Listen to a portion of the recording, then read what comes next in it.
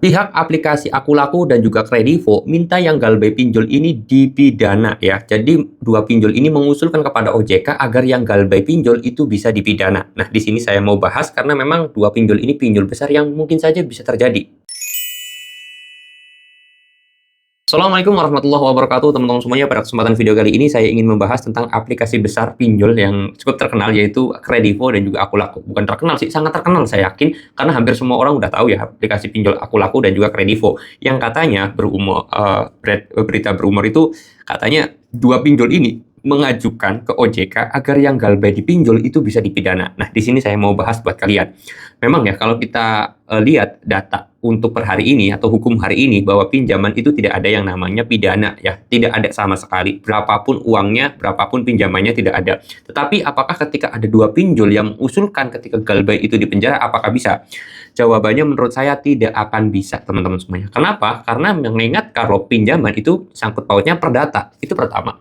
Lalu kemudian yang kedua adalah kalau misalkan ada beberapa pihak, bahkan semua pinjol gitu ya, ada 90 lebih pinjol itu mengajukan kalau masalah pinjaman itu adalah pidana, ya saya kira nanti ketika kita galbay di bank juga pasti otomatis itu bisa dipidana. Tapi sampai detik ini ya belum terrealisasi juga, karena semua pihak sebenarnya pengen semuanya itu ya seperti itu. Tetapi ya sampai detik ini karena aturannya udah tertera dalam undang-undang, ya berarti tidak bisa diubah, teman-teman semuanya. Mungkin bisa saja diubah, tapi kalau masalah hutang piutang atau pinjam meminjam, saya kira tidak akan bisa yang namanya kasus pidana itu.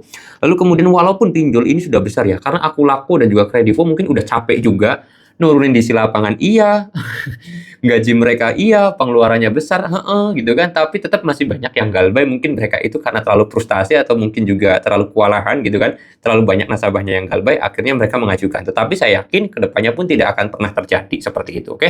Jadi buat kalian yang dapatkan berita seperti itu, nggak usah takut, nggak usah khawatir, karena memang itu nggak bakalan terjadi juga. Masalah berita-berita yang di media sosial itu tolong buat teman-teman semuanya juga, ketika dapat informasi, tolong langsung dikoreksi apakah benar atau tidak, langsung cari informasi yang lain. Contoh misalkan dapat informasi dari TikTok gitu kan, kalian coba googling ya. Dan saran saya bacanya dari situs-situs yang punya kredibilitas seperti Liputan 6, Kompas TV, Detik.com gitu kan.